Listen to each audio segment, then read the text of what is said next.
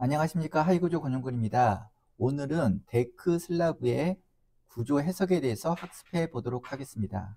그래서 먼저 학습 순서로는 데크 슬라브의 근사 해법에 대해서 살펴보겠습니다. 그 다음에 두 번째, 오늘 주로 이거를 다룰 텐데 데크 슬라브의 시공 단계별 구조 해석에 대해서 살펴보도록 하겠습니다. 그리고 마지막으로 근사해법을 통한 방법과 시공 단계별 구조 해석에 대한 두 해석 방법을 비교해 봐서 우리가 근사해법을 통한 데크슬라브의 설계가 적정한지, 그 다음에 어떤 차이가 있는지 살펴보도록 하겠습니다. 그래서 데크슬라브의 구조 해석이란 일단은 데크슬라브에 작용하는 최대 힘 모멘트를 구하는 겁니다. 최대 힘 모멘트를 구하는 건데 그게 근사해법으로 구하는 방법과 오늘 자세히 살펴볼 시공 단계별 구조 해석을 통해서 구하는 방법이 있다라는 거고, 그 두 해석에 대해서 한번 살펴보도록 하겠습니다. 먼저 데크 슬라브에 이제 작용하는 어떻게 보면 최대 힘 모멘트를 구하는 방법 중에서 근사해법에 대해서 살펴보겠습니다. 그래서 데크 슬라브는 일종의 일방향 슬라브라고 했죠. 그렇기 때문에 철근 콘크리트 구조의 일방향 슬라브의 해석 방법 중에서 많이 사용하는 근사해법에 대해서 살펴보는데, 이 근사해법은 KDS 142010에 나와 있는 어떻게 보면 구조 해석 방법의 하나입니다. 그러니까 구조 설계 기준에 나와 있는 해석 방법의 한 방법이고요. 그리고 이거에 대해서는 저희가 예전 동영상인 일방향 슬라브 설계 2분 만에 도전이라는 동영상 자료에서도 자세히 한번 살펴본 적이 있습니다. 그렇기 때문에 이 동영상 자료를 한번 살펴보시면 이해에 도움이 될 거라고 판단합니다. 그래서 일단은 앞에 소개된 동영상 자료가 있기 때문에 간단히 살펴보면 이 근사해법을 통한, 또는 실용해법이라고도 하죠, 을 통해서 우리가 이 데크 슬라브 또는 일방향 슬라브에 작용하는 최대 힘 모멘트를 구하는데 어떻게 보면 약산으로 구할 수 있다는 겁니다. 약산으로. 그래서 Mu 값 최대 힘 모멘트죠. 힘 모멘트를 구하는데 이건 어떻게 구하느냐? 오메가 L 제곱이라는 것을 기본으로 앞에 계수 값을 붙여서 Mu 값을 산정하게 됩니다. 예를 들어서 단순 지지의 등분포 하중 오메가라는 하중이 걸렸을 때의 최대 힘 모멘트는 8분의 오메가 1 제곱 되죠. 그래서 그때는 이제 계수값이 8분의 1이 된다는 뜻입니다. 그리고 참고로 최대 전당력 VU도 구할 수 있는데, 그것은 2분의 오메가 L이라는 단순 지지, 등분포 하중이 걸리는 단순 지지에서 양 단부에 균등하게 작용하는 똑같은 값으로 작용하는 2분의 오메가 L, 그렇죠? 그거를 기준으로 앞에 계수값을 붙여서 산정하는 겁니다. 그래서 저희가 VU 값도 앞에 시간에 배웠는데 이걸 먼저 살펴보면 이때 전단력 계수는 다 1인데, 모든 조건상 다 1인데 첫 번째 경간의 내단부에만 1.15를 곱해서 기수값이 15%를 다른 전단력 값보다 활증을 시켜서 계산한다고 했죠. 그렇죠? 근데 이건 전단력에 대한 값은 데크슬라브에 큰 영향을 미치지 않기 때문에 그러니까 슬라브는 판재이기 때문에 전단 파괴가 될 가능성이, 그렇죠? 적다 그랬죠. 그렇기 때문에 이 전단 검토는 생략하는 경우도 많습니다. 그렇기 때문에 그렇고요. 또 오늘 중요한 거는 Mu 값을 계산하는, 최대 힘 모멘트를 계산하는 게 중요하죠. 그렇죠? 그래서 보면 근사해법을 계속 살펴보면 여기 보면 두 개의 경간을 가진 슬라브 및 보가 있고요. 그 다음에 밑에는 3개 이상의 경간을 가진 슬라브와 보. 여기서 보이는 바와 같이 근사해법은 슬라브의 최대 힘 모멘트를 구하는 데도 쓰이지만 보에도 씁니다. 보에도 같은 일방향성을 가진 힘재의 최대 힘 모멘트를 구하는 데 쓰인다고 보시면 됩니다. 그래서 첫 번째, 이경간을 가진 슬라브, 우리는 슬라브죠. 슬라브 또는 보인데, 이거 같은 경우는 이경관이잖아요. 이경관인데 여기 그림상으로는 이제 어떻게 보면 조족조에 올라가 있는 슬라브 또는 보를 표현하고 있는데, 이 경우에는 외단부 양쪽 외단부의 지점이 구속이 없죠. 슬라브에 그냥 얹어놓고 조족조에 그냥 얹어만 놨다고 봅니다. 그래서 뭐 접점도 없고 구속력이 전혀 없는 상태. 이럴 때는 당연히 외단부에는 모멘트가 작용하지 않죠. 힌지 역할을 하면서 0이라고 표현한 거고, 이때 모멘트가 작용할 텐데, 이때 근사해법으로 볼 때는 일단은 중앙부의 정모멘트는 11분의 1, 플러스는 정모멘트라는 뜻이죠. 마이너스는 부모멘트라는 뜻이고 11분의 1이라는 개수값을 쓰자. 그러니까 결국 이 경우에는 가운데에 정모멘트, 최대 정모멘트를 11분의 오메가 1 제곱으로 보자는 거죠. 그렇죠? 그리고 부모멘트는 마이너스를 붙였죠. 그래서 9분의 1이라는 개수값을 씀으로 해서 9분의 오메가 1 제곱을 쓰자는 겁니다. 이렇게 설계를 하면 된다. 두 번째 B는 이번에는 외곽에 있는 지점이 어떻게 보면 약간의 구속이 있는 겁니다. 어떻게 보면 여기 약간의 구속. 지금 그림상에는 조적조 위에 보가, 테두리보, 본드빔 같은 게 있고 거기에 뭐 슬라브 보가 있는 형태죠. 이런 경우 약간의 구속력이 있는 경우에는 외곽에 있는 보의 구속력, 비틀링 강성으로 해서 약간의 부모멘트가 올라가겠죠. 그래서 이때는 마이너스 24분의 1이라는 개수값을 쓰자. 그러니까 거기에 부모멘트는 24분의 오메가 L 제곱으로 보자는 겁니다.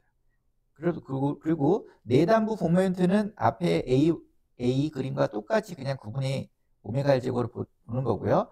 그러면 그림 AB에서 그림 B는 보로 인해서 외단부에 약간의 부모멘트가 24분의 오메가 L 제곱이라는 부모멘트가 끌려 올라가기 때문에 정모멘트는 조금 낮춰서 볼 수 있겠죠. 요 11분의 오메가 L 제곱보다. 그래서 이때는 14분의 오메가 L 제곱으로 보자 라는 뜻입니다. 그리고 그림 C는 요번에는 어떻게 보면 거더 같은 거죠. 거더나 또는 단부에 좀 더 구속력이 좋은 부재로 연결되어 있을 때, 예를 들어서 뭐 기둥 같은데 좀 더 테두리보보다는 강성이 더 뛰어나죠. 그렇죠? 이런 강성이 더 뛰어난 외곽에 있는 구속력이 있을 때는 이때는 아까 요 B 그림에서는 24분의 오메가 1 제곱인데 좀 더 끌려 올라가겠죠. 그래서 여기는 16분의 오메가 1 제곱으로 보자. 그리고 내단부는 역시 9분의 오메가 1 제곱 부른 건 똑같고요. 세 가지 그림이 다 똑같죠. 그 다음에 정모멘트는 중앙부의 정모멘트는 그림 B와 같이 요거는 그냥 안전축으로 14분의 오메가 1 제곱으로 보자. 이런 식으로 이제 전개가 됩니다. 그래서 요 그림 A, B, C는 투경관, 두 개의 경관을 가진 슬라브와 보호에 관한 근사해법을, 특히 최대 힘 모멘트를 mu 값을 구하는 데 쓰는 개수값이고요. 요번에는 좀 더 많이 쓰이는, 일반적으로 그러니까 많이 쓰이는 세 경관 이상의 경관을 가진 슬래브나 보호 같은 경우에는, 그래서 보면 위에 그림하고 달라진 것만 볼까요? 일단은 첫 번째 경관이 중요하죠. 첫 번째 경관은 여기 보면 위에서 봤던 이 경관에서 봤던 11분의 1이라는 숫자도 보이고, 그리고 그림 B와 위에 그림 C와 같이 14분의 1, 그렇죠? 이런 거 두 개가 보이잖아요. 요거는 최외단의 경계 조건, 단순 지지 같은 때는 0일 때, 이건 뭐죠? 그림 이 경관을 가진 슬라브 및 보에서 0인 경우죠. 그림 A인 경우죠. 0. 그 다음에 테두리보가 있으면 24분의 오메가 제곱으로 본다. 약간 끌려 올라가니까 이게 뭐죠? 여기 그림 B, 위에 있는 그림 B 24분의 똑같죠? 기둥이 있는 경우에는 그림 여기 C 투경관에서의, 그렇죠? 16분의 똑같습니다. 결국은. 그래서 최외단에 단순 지지냐 테두리보가 있느냐 또는 기둥이 있느냐에 따라서 부모멘트를 결정하면 되고요. 그 다음에 요거에 따라서 그 첫 경관의 정모멘트도 마찬가지입니다. 11분의 오메가이거나 14분의 오메가 제곱으로 볼 수 있는 거죠. 여기 보면 위에도 11분의 1, 14분의 1이라는 게, 그렇죠? 보이죠? 선택하는 거고. 그 대신 달라지는 게 하나 있습니다. 달라지는 게 있는데, 달라지는 게 뭐냐면 여기 첫 번째 경관의 내단부에 이 뭐죠? 마이너스 10분의 1.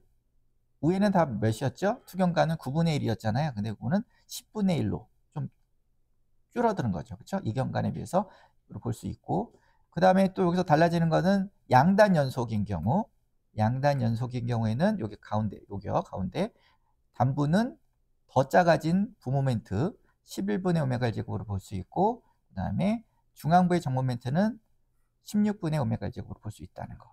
요것만 좀 달라지는 겁니다. 그래서 이런 실용 해법, 근사 해법에 따라서 이제 어떻게 보면 슬라브 설계가 철근 콘크리트 일방향 슬라브의 설계가 주로 진행이 되는데, 우리는 데크 슬라브도 어떻게 보면 이거에 준해서 설계할 수 있죠. 왜냐하면 이것도 어떻게 보면 일방향 슬라브이기 때문에. 그렇죠? 그래서 이런 식으로 근사해법을 통해서 데크 슬라브도 설계할 수 있다. 그렇죠? 설계할 수 있다. 그리고 보통 철근 콘크리트 구조에서는 일반적으로 많이 쓰는 게, 보통 철근 콘크리트 구조는 이 테두리보라고 하더라도, 양쪽에 보가 이렇게 있다고 하더라도, 요즘에는 슬라브에 비해서 테두리 보의 강성이 크기 때문에 어떻게 보면 그 연속이라고 볼 수 있습니다. 슬라브의 경우는 지금 예시로 드는 근사해법에는 슬라브 포함해서 보까지도 포함시킨 거잖아요. 그렇죠?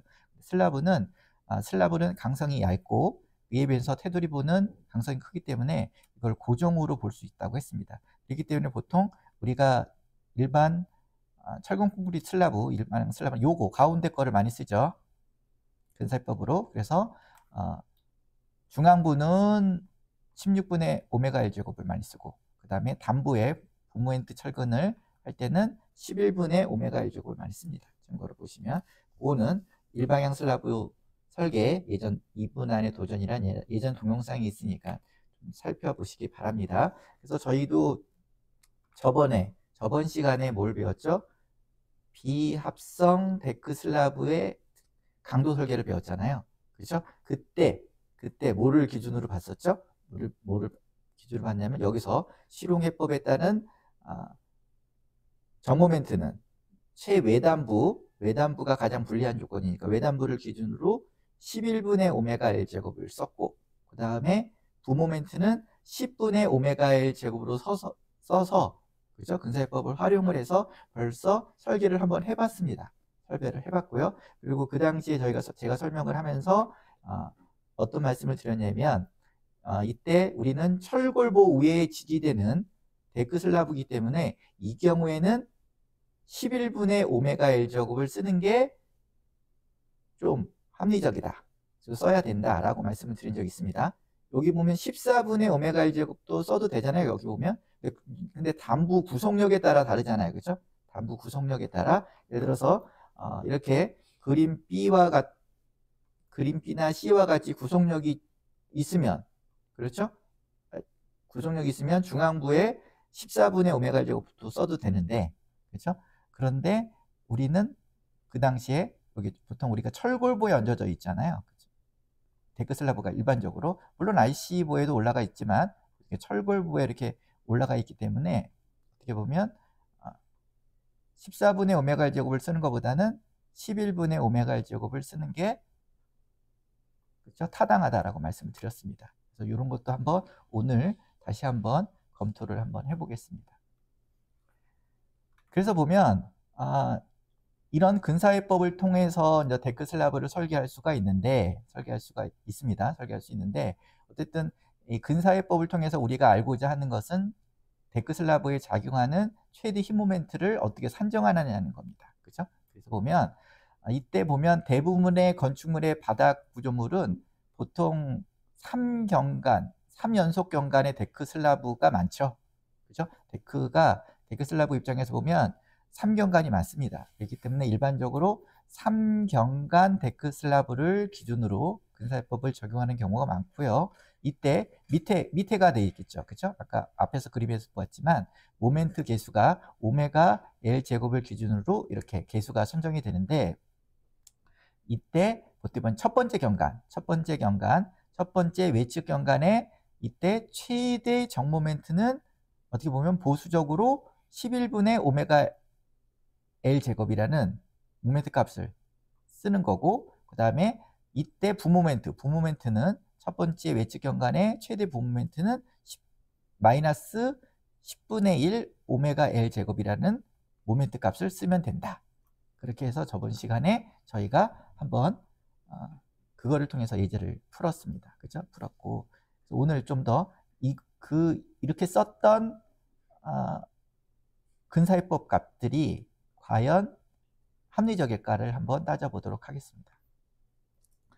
그런데 이러한 어떻게 보면 슬라브의 근사회법에 의한 최대 힘 모멘트 계산 방법은 어떻게 보면 정밀한 해석 방법은 아닙니다. 근사회법이지. 왜 그러냐? 데크 슬라브의 시공 단계별로 변화하는 지지 조건과 설계 하중을 충분히 반영하지 못하고 있다고 볼 수 있습니다. 그러니까 충분히 반영하기에 근사회법은 약간 부족할 수 있습니다. 그래서 결론적으로 정확한 구조의 해석을 위해서는 오늘 살펴볼 시공 단계별 구조 해석을 적용하는 것이 바람직하고 또는 원칙입니다. 원칙이죠. 그렇기 때문에 오늘 한번 살펴보도록 하겠습니다. 그래서 본격적으로 데크 슬라브의 시공 단계별 구조 해석에 대해서 살펴보도록 하겠습니다. 그래서 보면 일반 철근 콘크리트 슬라브의 경우는 어떻게 되냐면 콘크리트 타설 시 거푸집 및 동바리를 사용하고, 그죠? 사용하고, 그리고 콘크리트가 경화한 후에 동바리를 제거합니다. 그리고 그 제거되는 동바리 순간부터, 그러니까 동바리를 제거하는 순간부터 그때부터 변형과 이 슬라브의 변형과 함께 응력이 발생하고, 그렇죠? 발생하여서 어떻게 보면 콘크리트를 타설하는 시점이나 콘크리트가 경화된 후에 지점 변화가 없다고 말할 수가 있습니다.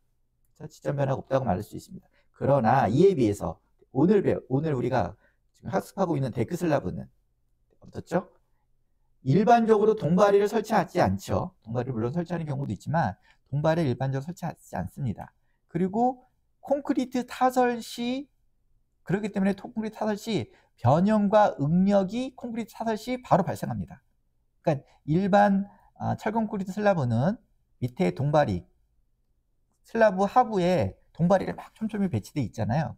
많이 받쳐놓고 있기 때문에 콘크리트를 타설하는 순간에 그 힘들이 동바리를 통해서 지지가 되기 때문에 어떻게 보면 슬라브 자체는 변형도 안 생기고 그 다음에 응력도 안 생긴다고 할 수 있지만 데크 슬라브는 동바리를 설치하지 않기 때문에 콘크리트를 타설할 때 벌써, 그렇죠? 변형과 응력이 발생한다고 할 수 있습니다. 이게 다른 거죠.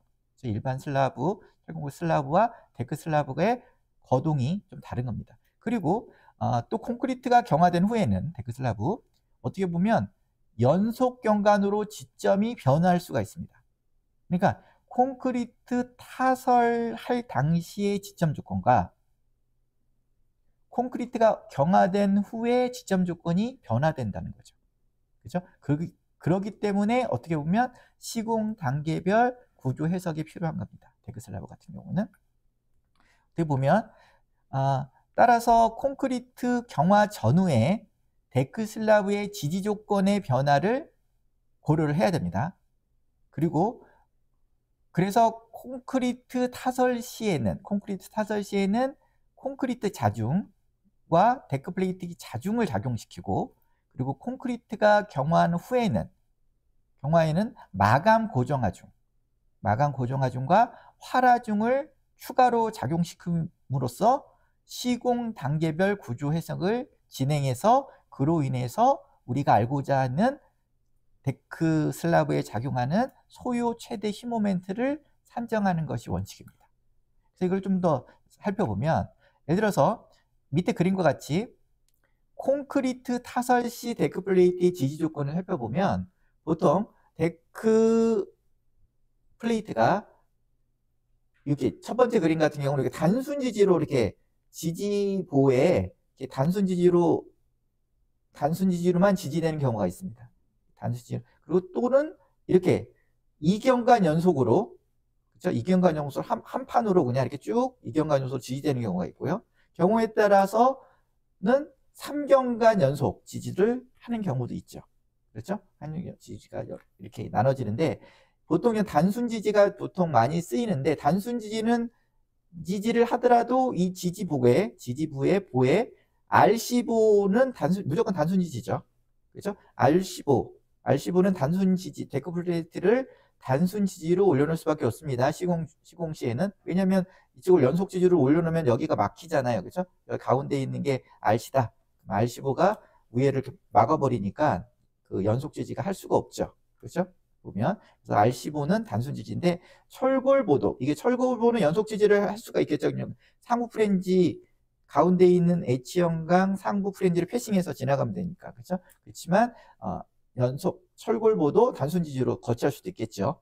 그렇죠. 왜냐면 이게 연속 지지로 거치를 하게 되면 데크 플레이트가 길어지잖아요. 그러면 무겁죠. 운반하기가 힘들잖아요. 그렇죠. 그렇기 때문에 시공성 향상 두 사람이 이렇게 들고 운반해서 거치시키기에는 단순 지지가 아무래도 편의성이 뛰어납니다. 그렇죠? 근데 이렇게 2경간 연속 지지를 하거나 아니면 3경간 연속 지지를 하게 되면 데크 플레이트가 너무 무거워가지고 그렇죠? 시공 사람들이 들고 운반하기가 너무 힘들잖아요. 그렇기 때문에 또 이런 시공 편의성이 또 떨어지기도 합니다. 이런 것도 살펴보는데 어쨌든 데크 플레이트를 설치할 때 단순 지지로 설치한다고 일단 요거부터 볼까요? 설치를 하더라도 실질적으로 설치하고 콘크리트를 붙죠. 그럼 여기도 단순 지지, 인저스판도 단순 지지, 그 다음에 또 옆에도 단순 지지 이렇게 쭉 깔 거 아니에요. 그죠? 그런 다음에 철근 배근하고 콘크리트를 부었어요. 그죠? 촉을 부었으면 부은 후에는 어떻게 되죠? 단순 지지가 이쪽에 여기서 그림 같은 오른쪽에 단순 지지가 연속이 되죠. 변화를 합니다. 그렇죠?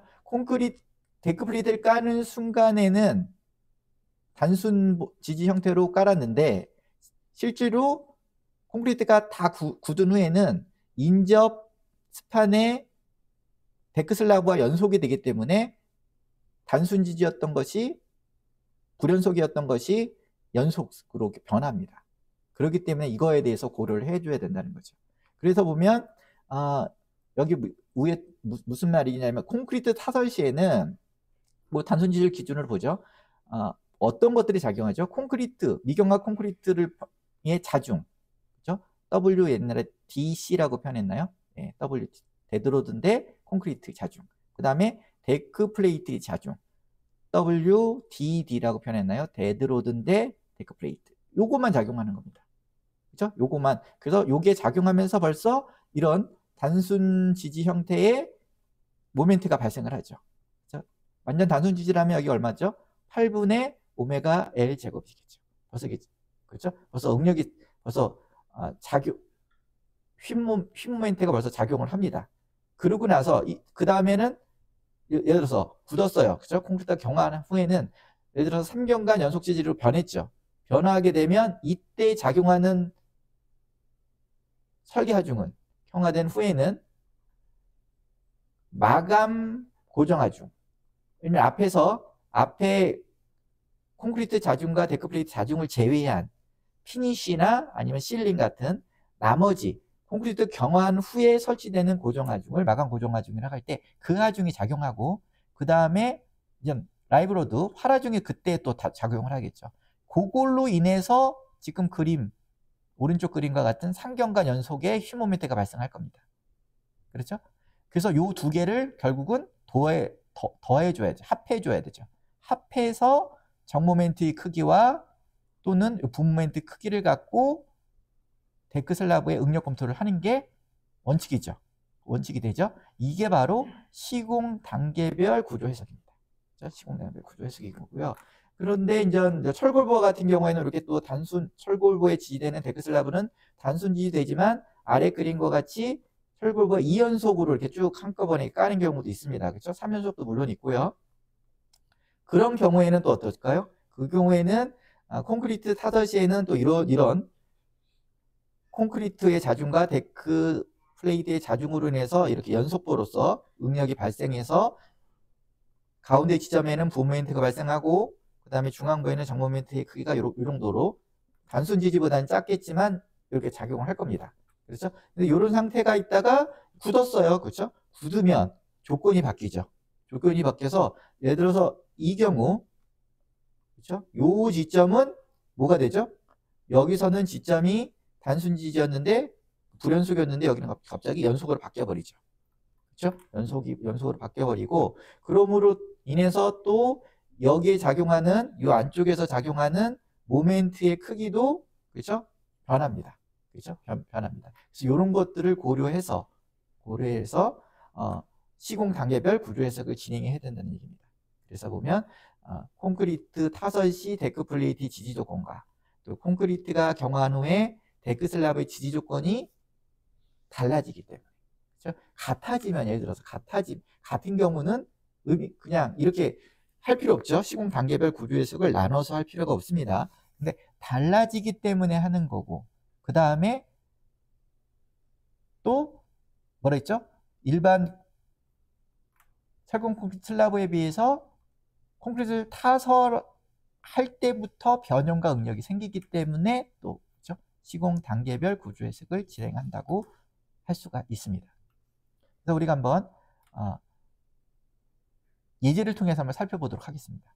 그래서 데크 슬라브의 시공 단계별 구조 해석을 한번 해보는데 임의로 하나 또 하중 조건을 한번 만들어 보는데 여기 보면 이게 예전에 하중 조건이 똑같은 게 뭐냐면 앞 시간에 비합성 데크 슬라브의 강도 설계를 했죠. 그때 세 번째 비합성 트러스 데크 플레이트 강도 설계에서 제시했던 예제의 하중 조건과 같습니다. 그때 보면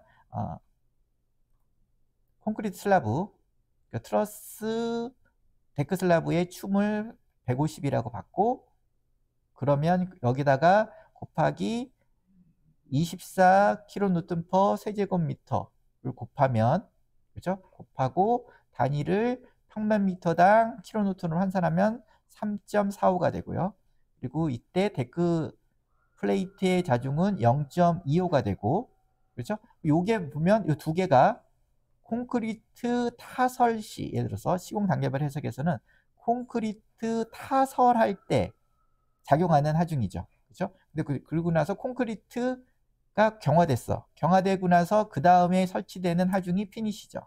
피니시 50으로 바꿔서 보면 1.0kN/제곱미터가 됩니다. 그렇죠? 그리고 그때 또 그 이후에 설치되는 게 실링이죠. 실링은 그때 0.3으로 보고요. 그렇게 보면 그렇게 봐서 위에 데드로드를 다 합치면 고정하중을 5가 되고 그때 라이브로드 5로 보기로 했죠. 그렇죠? 그렇게 보면 5를 보겠습니다. 예를 들어서 그래서 다시 한번 정리해 보면 콘크리트 타설 시는 콘크리트의 자중과 요거 콘크리트 3.45 그 다음에 데크 플레이트의 자중만 작용하는 겁니다. 그죠? 데크 플레이트 0.25 그렇죠? 작용을 하는데 요거를 WU1이라고 할 때 우리는 이 고정하중이니까 하중 계수가 1.2잖아요. 그렇죠? 1.2에다가 데드로드 그렇죠? 고정하중을 곱하면 되죠. 그래서 1.2 가로 열고 WDC는 뭐죠? 아까 얘기했지만 콘크리트 요거 자중 그렇죠? 3.45 그 다음에 WDD 데드로드인데 뒤에 데크 플레이트야. 이거는 아까 얼마죠? 위에는 0.25를 넣어서 그죠? 더해서 1점이라는 하중계수를 곱하면 단위 1m당이잖아요. 단위 폭은 1m를 하면 4.44kNm가 됩니다. 단위 1m다. 그죠? 이런 하중이 콘크리트 타설 시에 작용하는 하중입니다. 이것도 계수하중. 그죠? 계수하중이죠. 그런데 우리는 콘크리트가 경화된 후에는 어떤 하중이 작용한다 그랬죠?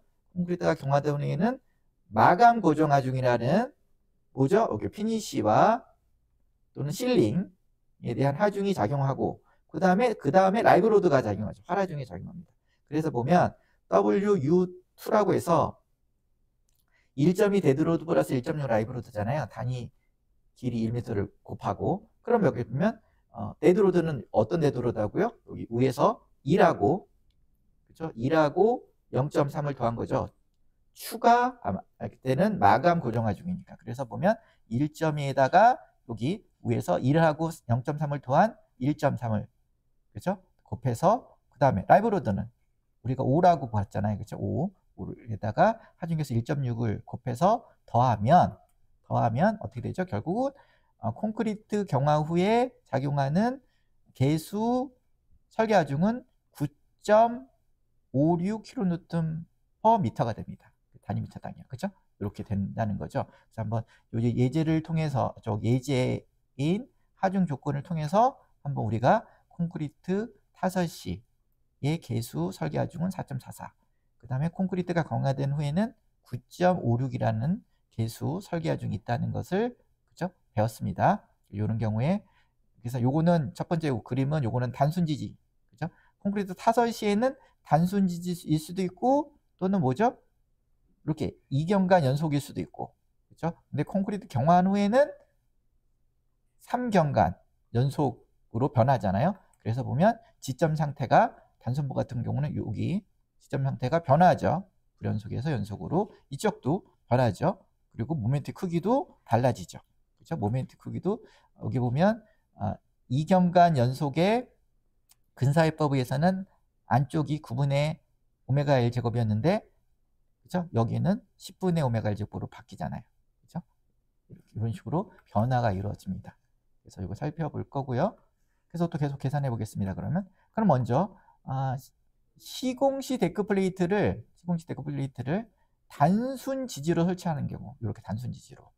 그래서 우리가 살펴볼 거는 지금 첫 번째 경관, 최외측 경관만 보겠습니다. 최외측 경관의 최대 힘 모멘트의 크기를. 최대 힘 모멘트의 크기라면 정 모멘트의 크기가 있고 부 모멘트의 크기가 있겠죠. 그렇죠? 그걸 살펴보겠습니다. 그래서 보면 계속 설명을 했지만 콘크리트 타설 시는 요게 단순 지지일 경우 위에 그림 어떻게 보면 콘크리트와 데크 플레이트의 자중이 정 모멘트로만 작용을 하죠. 그렇죠? 여기서 이 경우에는 그 부 모멘트가 작용하지 않죠. 그리고 경화된 후에는 여기 밑에 그림 경화된 후에는 마감 고정하중과 활하중이 여기 보면 정 모멘트와 여기 모멘트와 부 모멘트를 일으킵니다. 모멘트를. 그죠? 모멘트를 일으키는 작용시키는 이렇게. 그래서 보면 우리는 이때 부 모멘트는 여기 첫 번째 경관이니까 10분의 오메가 L 제곱을 쓸 거고 정 모멘트 첫 경관의 내단부는 두 가지 경우가 있다고 했죠. 근사해법에서는 11분의 오메가 제곱과 14분의 오메가 제곱인데 우리는 14분의 오메가 L 제곱을 쓰도록 하겠습니다. 왜냐? 완전 P는 아니거든요. 외단부의 지점이. 그렇죠? 왜냐면 예를 들어서 철골보, 불리한 철골보의 경우에도 결국 뭐가 있죠? 여기 데크 스터드 볼트가 있잖아요.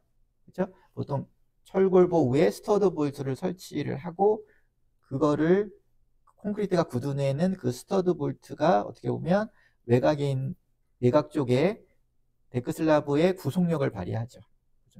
그리고 뭐 외곽 쪽에 R15라고 예를 들어 한다 그러면 이건 더더욱 구속력을 더 많이 발휘하고요.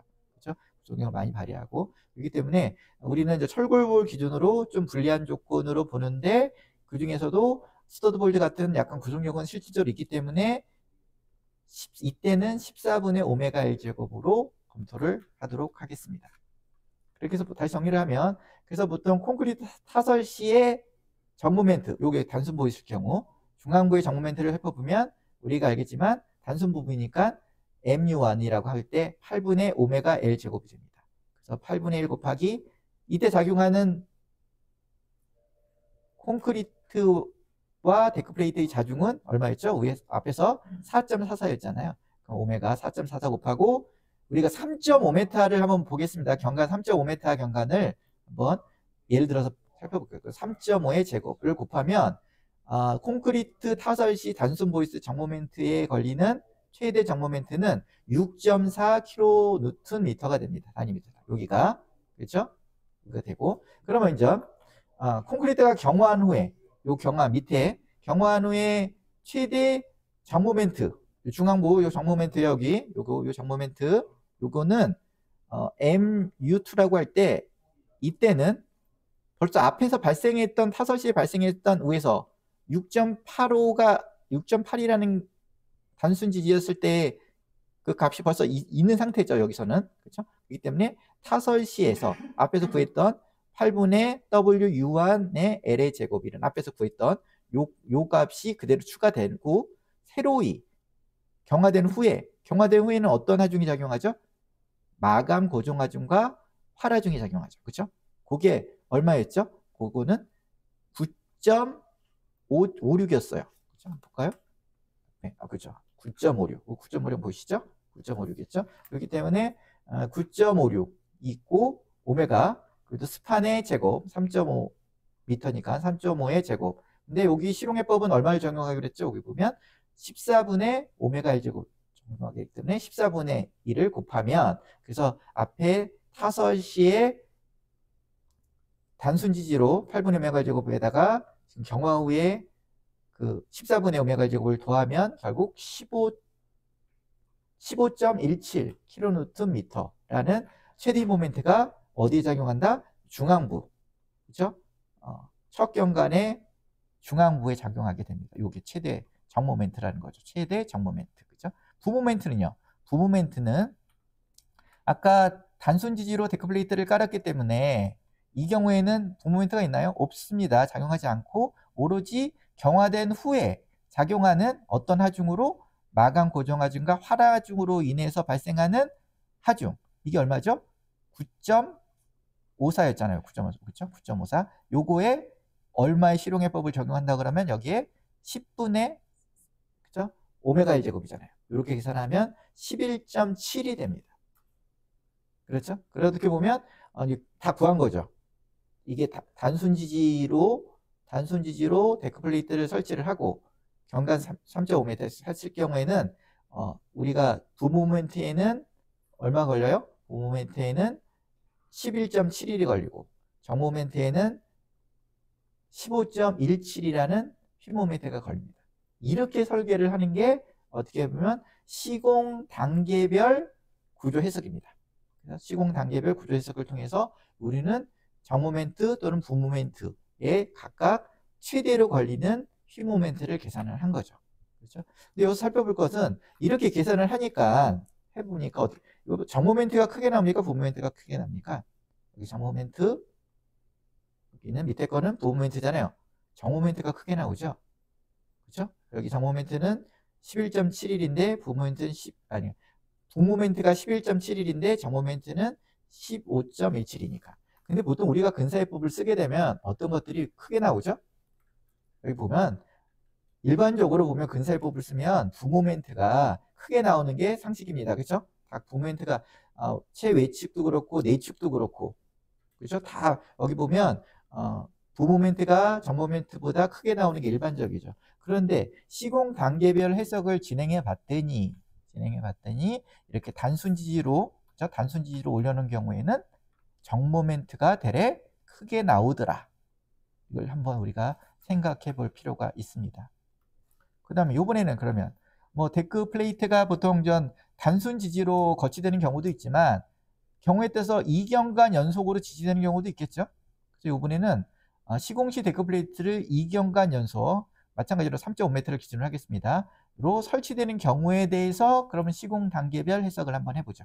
이것도 마찬가지로 책 첫 번째 경관 것만 그렇죠? 것만 한번 해보도록 하죠. 그러면 어떤 상황이 발생하죠? 이렇게 위에 그린 것 같이 2경관 연속으로 설치가 되면 이런 식의 콘크리트를 타설할 시 콘크리트의 자중과 데크플레이트의 자중으로 인해서 이런 식의 연속 스판의 경관의 밴딩 모멘트 다이어그램 휘 모멘트가 이렇게 발생하죠.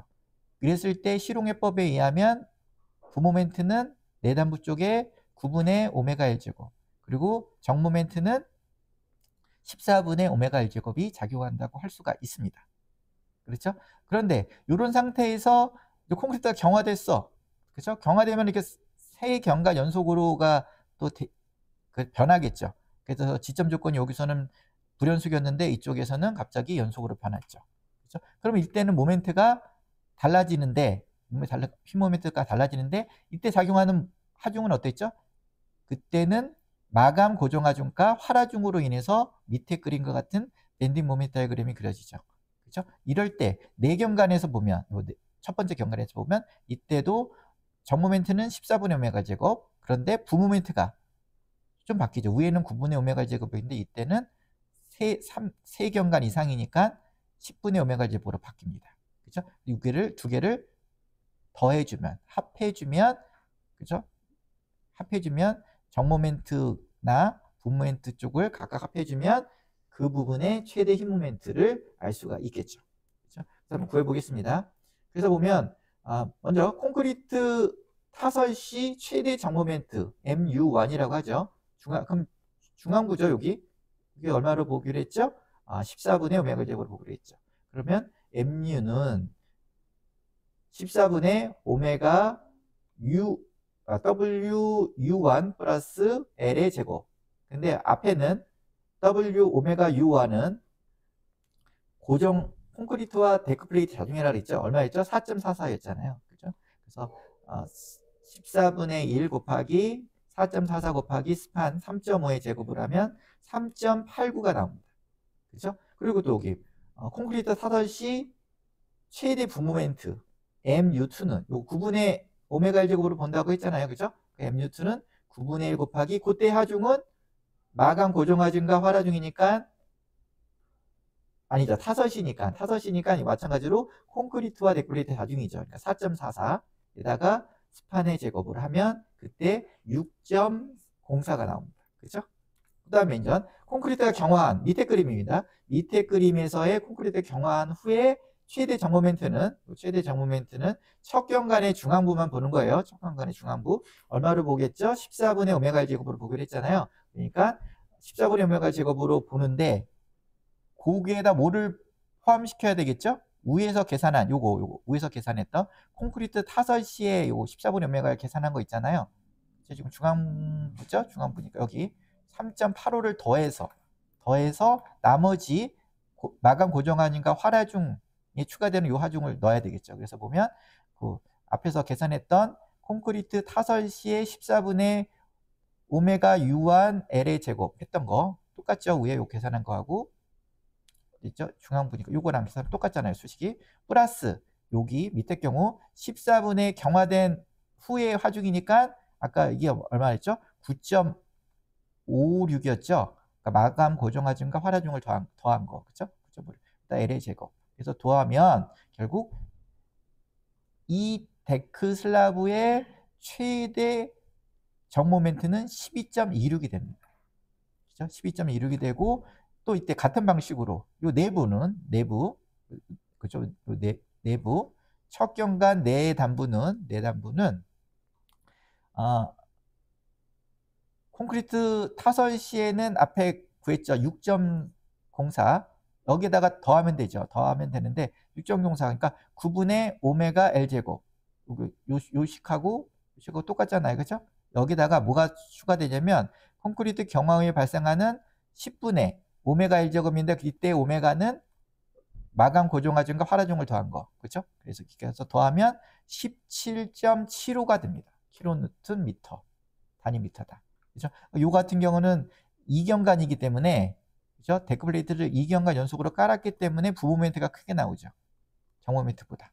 그렇죠? 좀 크게 나오는 현상이 발생합니다. 그래서 이제 요거에 맞게 2경관으로 깔 경우에는 정모멘트는 요거 12.26을 적용하고 부모멘트 배근할 때는 17.75라는 휘모멘트를 적용해서 그렇죠? 철근량을 산정하면 됩니다. 그렇죠? 요럴 경우에는. 근데 요번에는 또 3경관 연속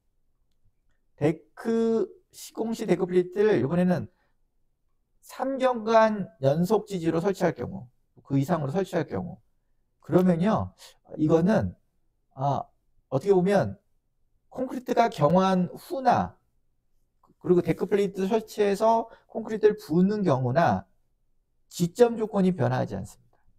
그렇죠? 어떻게 보면 똑같잖아요. 다 두 경우가 다 이런 지점 조건을 그렇죠? 고스란히 갖고 있죠. 그렇기 때문에 이 경우에는 사실은 시공 단계별 구조 해석이 필요 없는 거죠. 그렇죠? 근사해법을 통해서 계산을 하면 그냥 똑같은 값이 된다는 겁니다. 그래서 보면 콘크리트 타설 시 세 경관 연속일 경우에는 콘크리트 타설 시와 경화 후 첫 번째 경관의 지지 조건은 변하지 않으므로 모멘트도 변하지 않잖아요. 이 10분의 오메가 1 제곱이라는 거 그대로 쓰고 이것도 변하지 않죠. 그렇기 때문에 근사활법과 마찬가지로 모든 고정하중과 활하중이 콘크리트 타설 시와 경화 후 모두 3연속 최대 정모멘트와 최대 분모멘트를 사용하면 됩니다. 그러니까 결국 뭐 이 값이나 이 값이나 이 값이나 타설시나 경화시 똑같다는 거죠. 그렇기 때문에 여기 보면 콘크리트 타설시 또는 경화 후의 여기 최대 정모멘트 MU와는 척경과 중앙부에 작용하잖아요. 그러면 그냥 여기 고정하중 그 뭐죠? 이 고정하중 척경간의 중앙부에 작용하는 거는 얼마죠? 14분의 오메가 1 제곱이잖아요.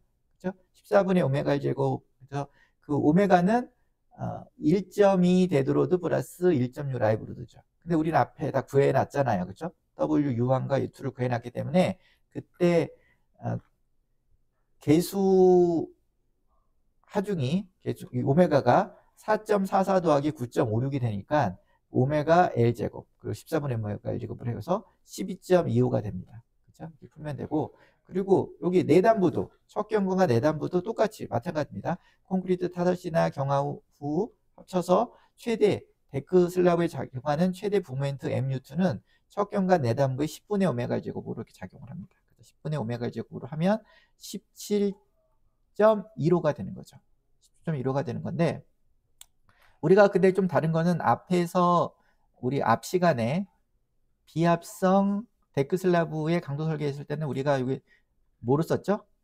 14분의 오메가 제곱을 쓴 게 아니라 11분의 오메가 L 제곱을 쓰는 게 좀 더 합리적이다고 해서 썼죠. 그렇죠? 썼는데 여기서는 전 그렇죠? 스터드 볼트도 있고 뭐 그러니까 요도 14분의 오메가 여기 요 숫자가 좀 작아진 것뿐이지 똑같은 겁니다. 그렇죠? 똑같이. 그래서 다시 정리를 하면 시공 단계별 구조 해석을 하는 경우는 콘크리트 타설 시의 지점 조건과 콘크리트 타설 후의 지점 조건이 다른 경우에 진행을 해야 된다는 거, 그렇죠? 유념하면 좋을 것 같습니다. 마지막으로 일단 요번에 이제 지금 시공 데크 슬라브의 시공 단계별 구조 해석을 구해봤죠? 단순 지지 3.5m를 기준으로, 그리고 2경관 연속 지지, 그 다음에 3경관 연속 지지, 세 가지 타입을 봤는데 3경관 연속 지지는 사실은 그렇죠? 할 필요가 없죠. 할 필요가 없는 거죠. 왜냐면 지점 조건이 변하지 않기 때문에.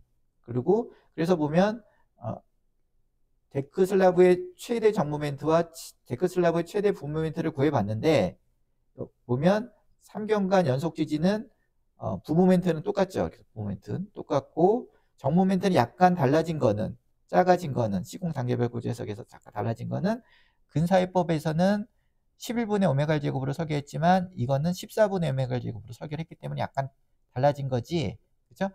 별 차이가 없는 거죠. 별 차이가 없다는 거 알 수 있고요.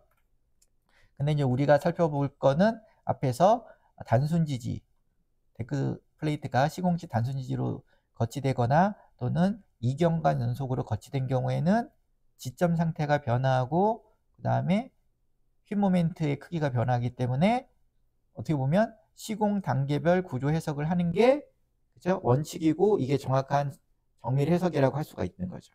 그렇죠? 그래서 한번 우리가 구해봤고요. 그래서 보면 단순 지지 같은 경우에는 데크 슬라브의 정모멘트의 크기가 아까 앞에서 구해본 게 15.17이 된 거고, 그 다음에 분모멘트 데크 슬라브의 분모멘트 크기가 11.71이 된 겁니다. 그리고 연속 2경관 연속 지지였을 경우에는 정모멘트 최대 정모멘트가 12.26, 그 다음에 분모멘트가 17.75가 된 거죠. 그렇죠? 7가 된 거죠. 구한 겁니다. 앞에서 구한 거고, 그러면 앞에 근사해법이라는 것은 우리가 그 앞 시간에 배웠듯이 설계를 해보면 어떻게 계산했죠? 그러면 요거는 정모멘트는 11분의 오메가 제곱을 기준으로 해서 구한 거고, 그 다음에 부모멘트는 그냥 10분의 오메가 제곱이죠. 10분의 오메가 제곱을 기준으로 계산을 한 겁니다. 그 계산을 해보니까 비교를 해봤는 건데, 보면 어떻습니까? 단순 지지 같은 경우는 데크 플레이트가 단순 지지로 설치된 경우에는 근사해법보다 시공 단계별 구조 해석 값이 어떻게 보면 작죠? 작게 나옵니다. 그러니까 근사해법을 통해서 단순 지지 같은 거는 계산을 해보면 이 값이 20값을 갖고 우리가 철근량을 산정을 하기 때문에 최대 힘 모멘트 값이 크게 나온 값을 갖고 설계를 했기 때문에 안전측이라는 거죠. 그렇죠? 안전측입니다. 안전측이고, 그 다음에 3경관 연속은 뭐 똑같으니까 근사회법과 값 차이가, 그렇죠? 같거나 약간의 차이가 있으니까 이거는 뭐 이것도 안전측인 거죠.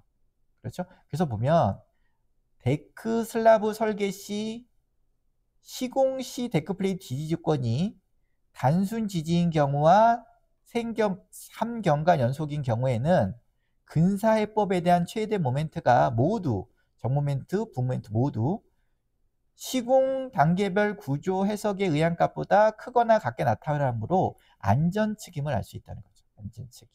그래서 우리가 앞 시간에 근사해법을 통해서 비합성 데크 슬라브의 강도 설계를 해봤듯이 그 값들이 그러면 근사해법을 통해서 설계를 했기 때문에 안전축으로 설계된 값이다. 안전에 문제가 없다는 거죠. 거꾸로 말하면 어떻게 되죠? 모멘트를 큰 값을 사용하기 때문에 어떻게 보면 약간의 비경제적, 약간 과다 설계를 했다는 느낌도 거꾸로 생각하면 이렇게 나타나잖아요.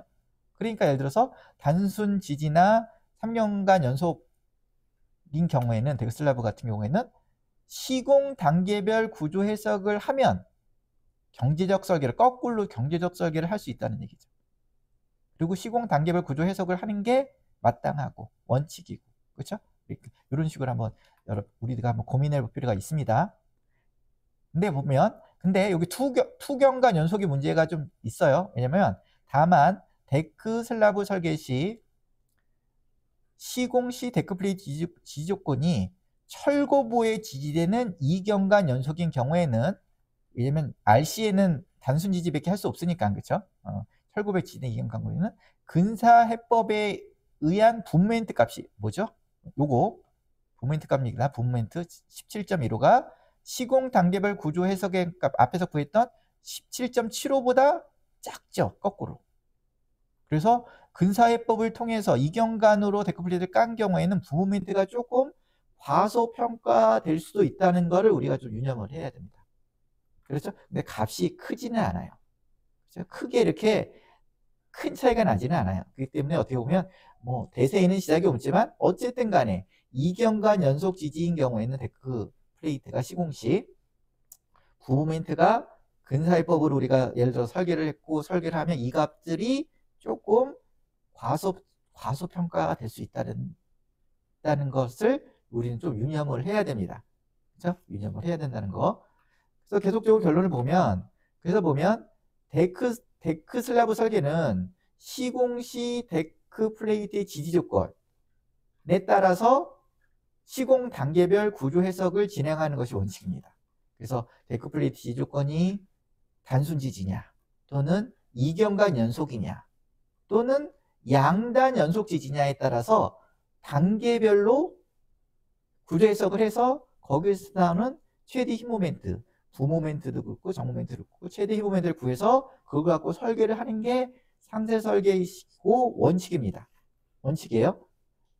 보면 다시 한번 위에서 쳐다보면, 그래서 우리가 보통 보면 여기서 일반적으로는 데크 플레이트 회사별로 좀 차이가 있지만 보통 보면 여기도 4경관, 첫 번째 경관이 힘 모멘트 가장 크게 나오잖아요. 그리고 두 번째는 양단 연속인 경우에는 적게 나오죠. 그렇죠? 여기 보면 모멘트 값이 정모멘트나 부모멘트 값이 적잖아요. 첫 번째 경관보다. 그런데 보통 데크 플레이트가 첫 번째 경관이 가장 불리하니까 이 조건으로 해석을 하고 해서 나머지 경관도 그냥 같은 배근으로 하는 경우가 많습니다. 항상 그렇진 않지만.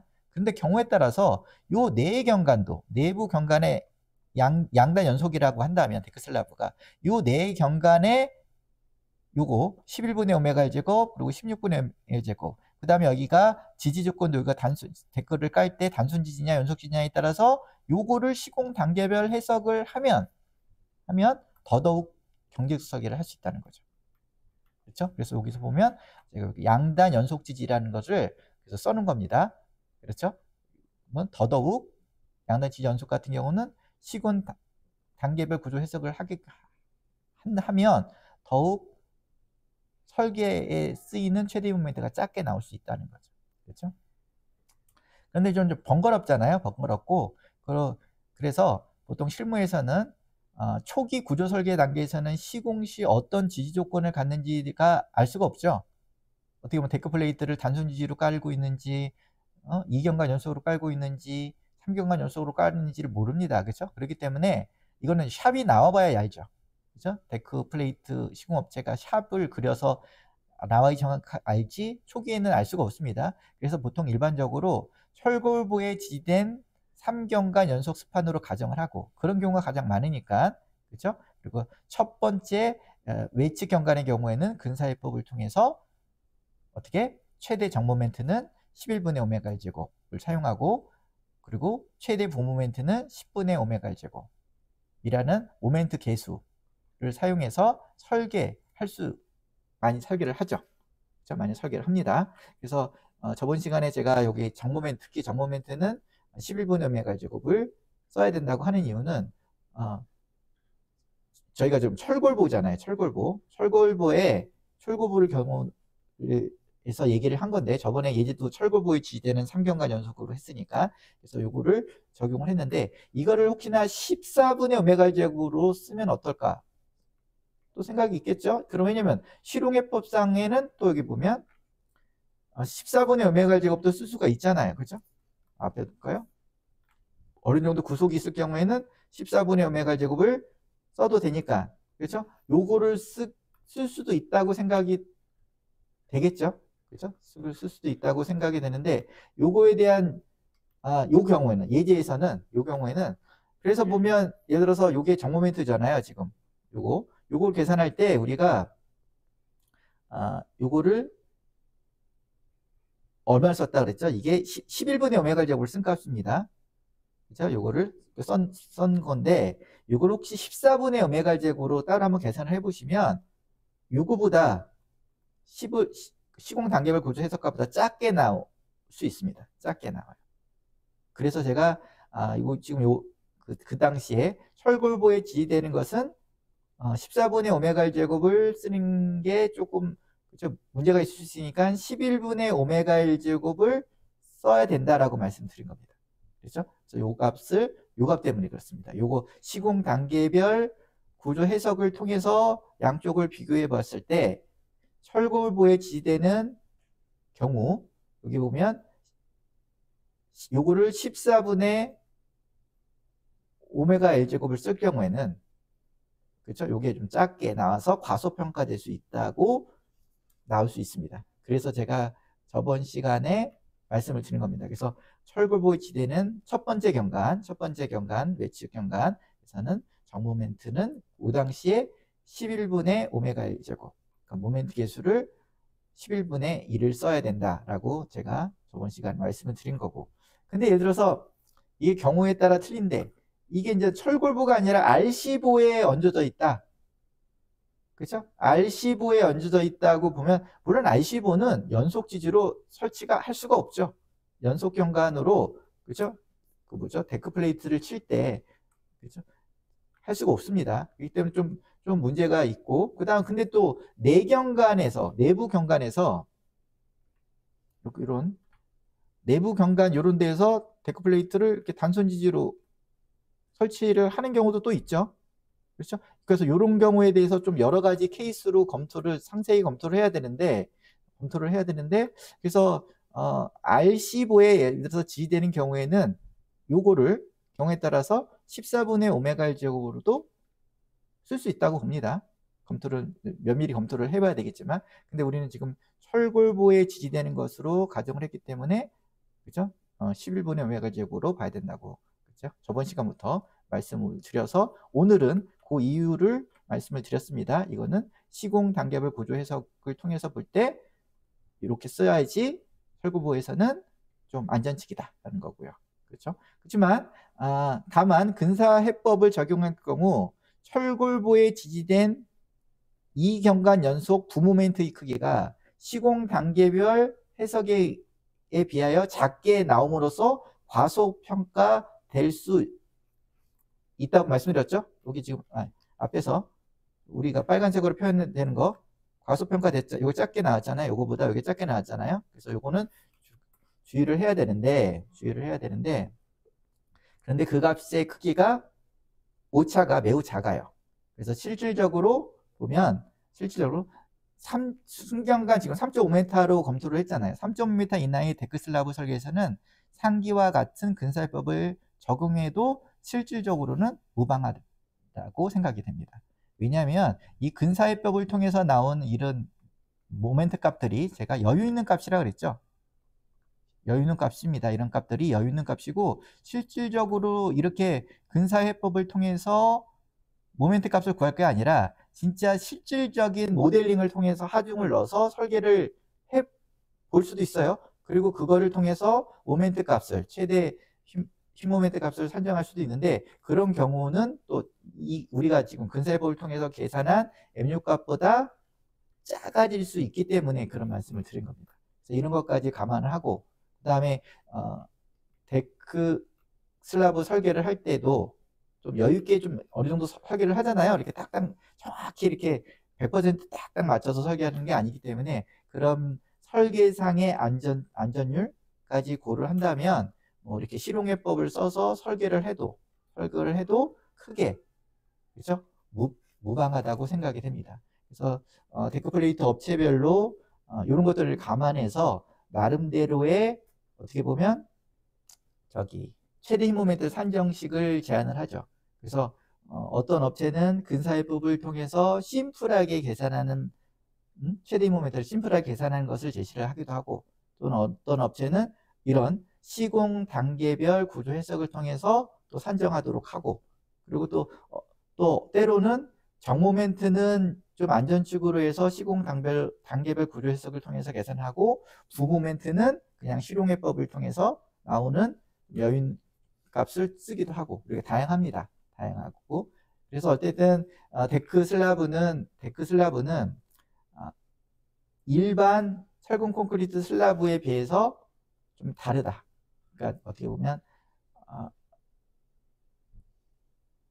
동발이를 안 되기 때문에 처음부터 데크 콘크리트를 타설할 때부터 변형과 응력이 발생을 하고, 그 다음에 콘크리트 타설할 때에 데크 슬라브를 설치하는 지지 조건에 따라서 지지점이, 콘크리트 경화한 후에는 지지점이 바뀌고, 예를 들어서 불연속이었던 것이 연속으로 바뀌기도 하고, 그리고 그 스판의 변화로 인해서 휨 모멘트의 크기가 변하기 때문에 어떻게 보면 시공 단계별 구조 해석을 해주는 것이, 그렇죠? 원칙이고 바람직하다.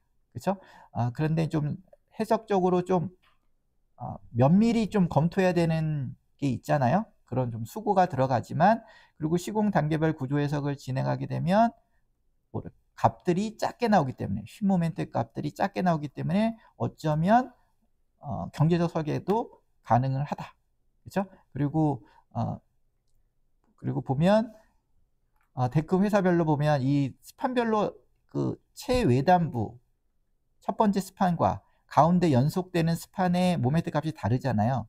다른데 보통 설계 편의상으로 가장 불리한 조건의 첫 번째 경관의 정모멘트, 부모멘트를 갖고 그냥 쫙 같은 값으로 해서 내단부도 같이 설계하는 경우가 많은데 안쪽에 양단 연속인 경우에는 마찬가지로 시공 단계별 구조 해석을 해서 면밀히 검토를 하면, 그리고 첫 번째 경관과 달리 설계를 하면 배근을 할 수가 있는 거죠. 그래서 적게 또 배근을 할 수 있고, 그리고 경제적 설계를 할 수 있다는 거, 그렇죠? 이런 장점이 있다는 거를 한번 챙겨보시면 좋을 듯 합니다. 예, 오늘 여기까지 하겠습니다. 다음 시간에 뵙도록 하겠습니다. 예, 감사합니다.